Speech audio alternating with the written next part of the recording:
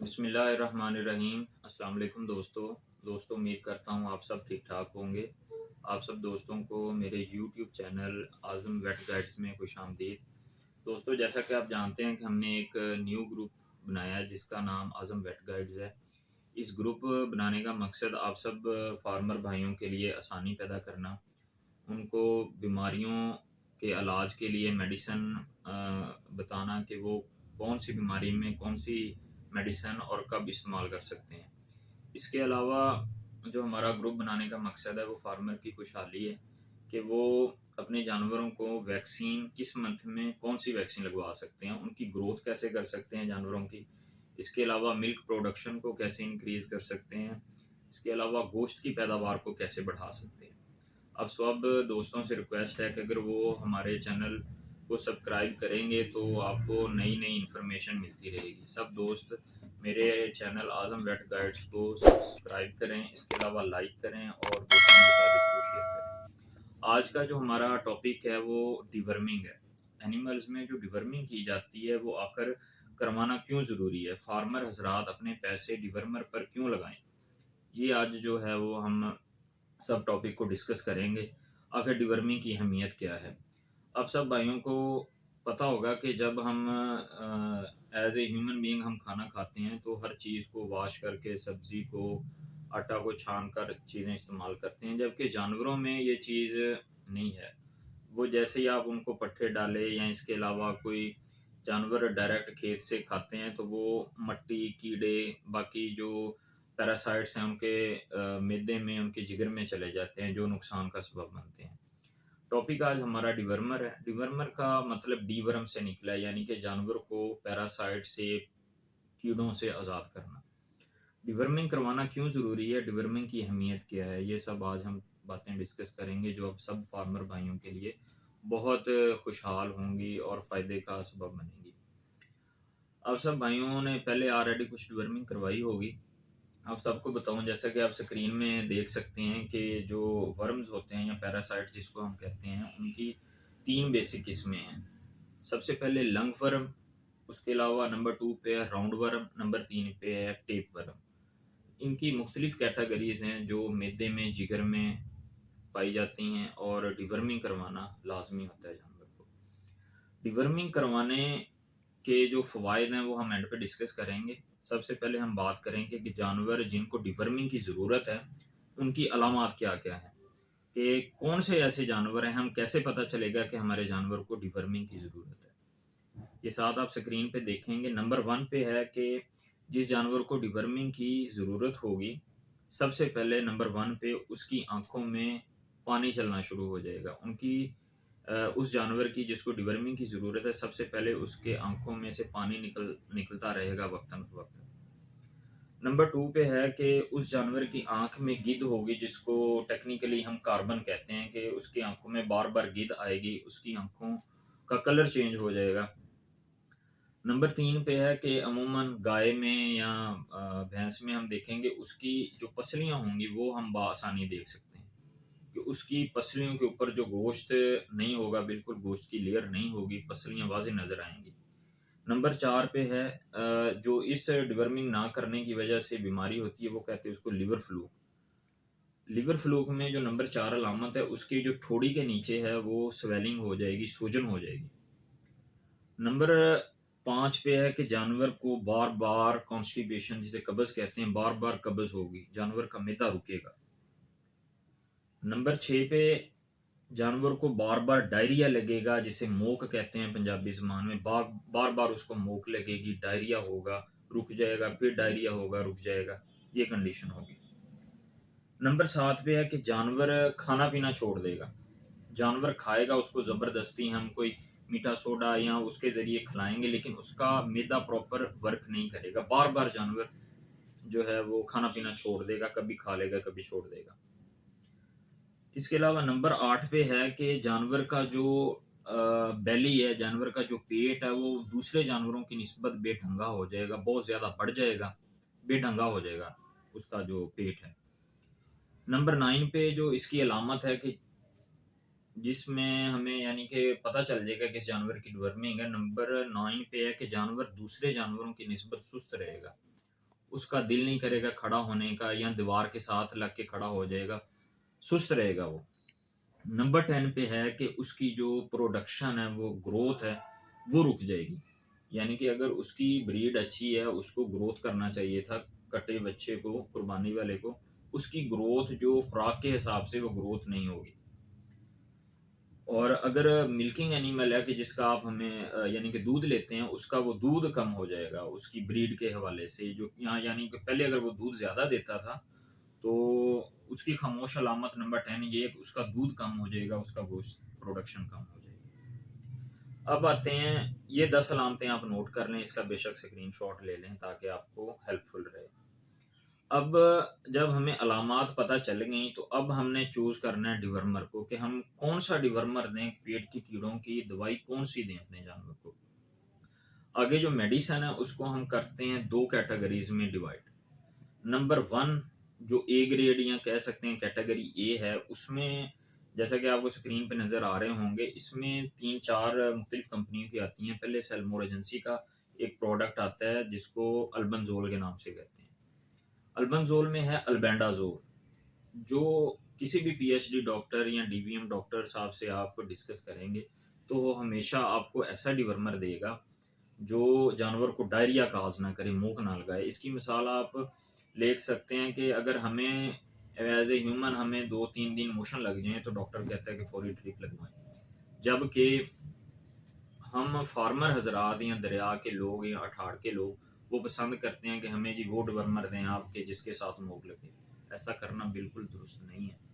हमेशा वो डिवर्मर आपने इस्तेमाल करना है जिससे जानवर को डायरिया ना लगे।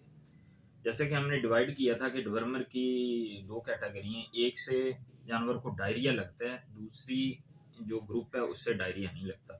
नंबर 1 जो आपने रखना है वो ऐसा डिवर्मर का इंतखाब करना है जिससे जानवर को डायरिया ना लगे। नंबर 1 पे आ जाएगा सेल्मोर एजेंसी का जो डिवर्मर है वो अल्बेंजोल के नाम से साशे है। ये वजन के हिसाब से इसको कम किया जा सकता है, ज़्यादा कर सकते हैं। जैसे अगर आपका जानवर शीप गोट है तो आप 1 साशे देंगे उसको, तकरीबन 50 ml पानी में मिक्स करके। अगर गाय है तो उसको 2 साशे, अगर बफ है तो उसको 3 साशे हम देंगे। ठीक हो गया। इसके अलावा अगर आपने ओरल लेना है, तो मुख्तलिफ कंपनियों के अल्बेंडाजोल में आते हैं, जिसमें ओरल तकरीबन 100 ml उनकी डोज बनती है। वज़न के हिसाब से आप इसकी डोज या डॉक्टर के हिसाब से या वेटरनरी स्टोर वाले के मशवरे से इसकी डोज आप कम ज़्यादा कर सकते हैं।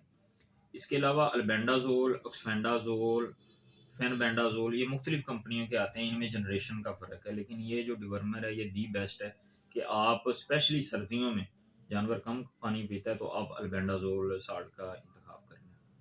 उसके अलावा हमने जैसे पहले डिस्कस किया था कि इसका जो दूसरा ग्रुप है उसमें आ जाता है, जैसे कि आप ये सामने देख रहे हैं कि नीलजान प्लस आता है। इसके अलावा पंच डिवर्मर आता है बाकी कंपनी के, और इनका कलर पीला होता है। और ये जो डिवर्मर हैं ये डायरिया काज करते हैं, जानवर को मोक लगवाते हैं। पहली कैटेगरी थी कि जो हमने मोक नहीं लगवानी, उनका अमूमन कलर वाइट या ग्रीन कलर होता है डिवर्मर का। दूसरी जो कैटेगरी थी उसमें डिवर्मर का कलर जो होता है वो पीला होता है। जो वाइट कलर वाले हैं या सब्ज कलर वाले डिवर्मर हैं वो जानवर को डायरिया नहीं लगवाते। दूसरे जो पीले कलर वाले हैं वो जानवर को डायरिया लगवाते हैं। ठीक हो गया जी। पहली कैटेगरी दी बेस्ट है, जो डायरिया नहीं लगवाते, अल्बेंडाजोल, फेनबेंडाजोल या ऑक्सफेंडाजोल साल्ट है। नंबर 2 कैटेगरी थी निलजान प्लस या पंच या XYZ, किसी भी कंपनियों की हैं। ठीक हो गया जी। अगर हमने लाजमी है कि हमने वो साल्ट देना है कि जिससे डायरिया लगे, मुंह लगे, तो आप उसका इंतखाब कर सकते हैं। या बाज़ डॉक्टर ये कहते हैं कि जब हम एक मेडिसिन बार बार जानवर पे रिपीट करते हैं तो उसका रिजल्ट कम हो जाता है। तो ऐसा भी किया जा सकता है कि अगर आपने सर्दियों में डिवर्मिंग करवानी है जानवर की, तो आप अल्बेंडाजोल, एक्सफेंडाजोल या फेनबेंडाजोल साल्ट का इस्तेमाल करें। अगर आपने गर्मियों में डिवर्मिंग करवानी है जानवर की, तो आप कैटेगरी बी, जिससे जानवर को डायरिया लगता है, उसकी आप उसको सिलेक्ट करें। ठीक हो गया जी। आपने वज़न के हिसाब से डिवर्मिंग करवानी है। अब डिवर्मिंग कैसे करवानी है? हमेशा जानवर को खाली पेट सुबह उसको पहले थोड़ा सा गुड़ खिला लें या चीनी खिला लें। उसके बाद पैमाने के साथ वज़न के हिसाब से आप उसकी डिवर्मिंग करवाएं।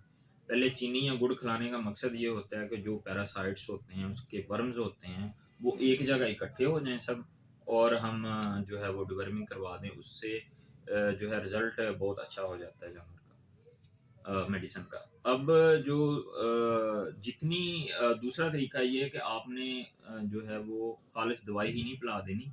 मिसाल के तौर पे आपने जानवर को सोया मिल डिवर्मिंग पिलानी है, तो उसमें कम से कम जितनी दवाई है उतना ही आप साथ पानी या कच्ची लस्सी मिक्स कर लें। पानी या कच्ची लस्सी मिक्स करने का मकसद ये होता है कि जानवर के बड़ा सारा पेट होता है, तो उसमें जाके दवाई अच्छी तरह फैल जाए और रिजल्ट आपको जल्दी और ज़्यादा मिले।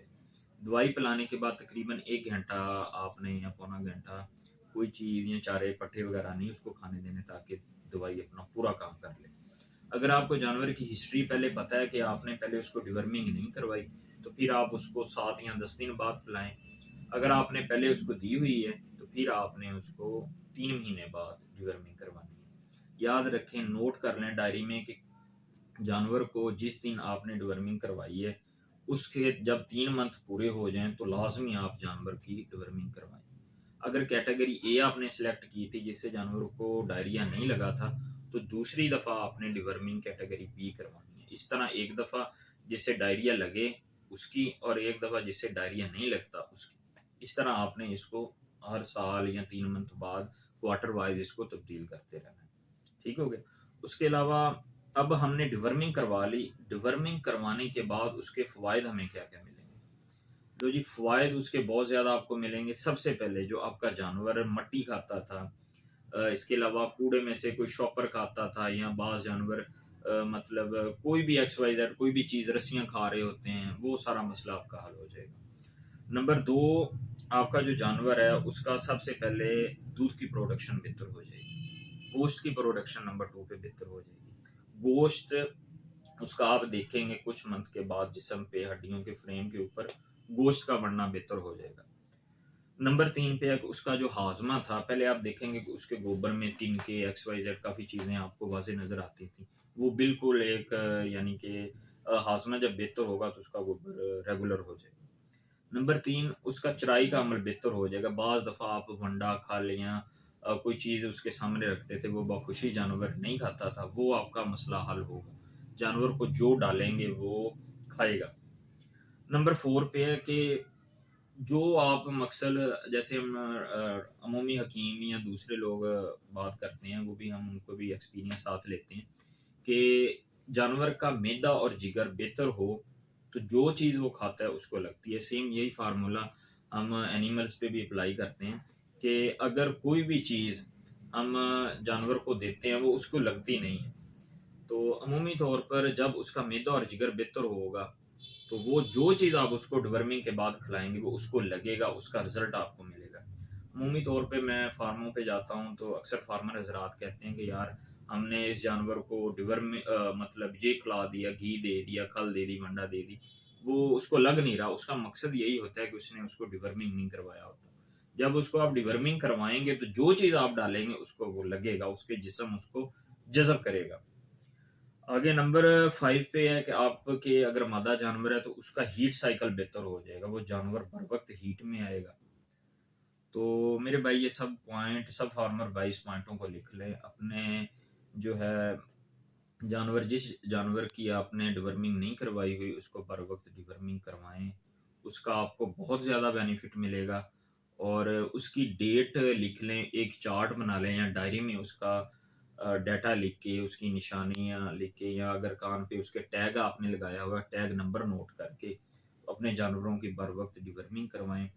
थोड़ा सा खर्चा करके डिवर्मिंग का आप उससे कई गुना ज़्यादा बेनिफिट गोश्त की प्रोडक्शन की मद में या दूध की प्रोडक्शन के मद में आप ले सकते हैं। लिहाजा बर वक्त डिवर्मिंग करवाएं, और हमारे हौसला अफजाई के लिए हमारे चैनल को सब्सक्राइब करें। इंशाल्लाह आपको ऐसी इंफॉर्मेटिव वीडियो फ्यूचर में मिलती रहेंगी। इसको अपने वीडियो को दोस्तों के साथ शेयर करें। अगर कोई आपको मज़ीद हमारी हेल्प चाहिए हो, कोई मालूमात, कोई इंफॉर्मेशन किसी भी किस्म की चाहिए हो, तो आप मेरे ईमेल नंबर पर, इसके अलावा मेरे व्हाट्सएप नंबर पर आप मुझसे पर्सनली रब्ता कर सकते हैं। दिन सुबह 9 बजे से लेके रात 9 बजे तक मैं आपकी हेल्प के लिए हमेशा पेश हूँ। आपकी हमेशा हेल्प करेंगे। Thank you so much. अल्लाह हाफिज़।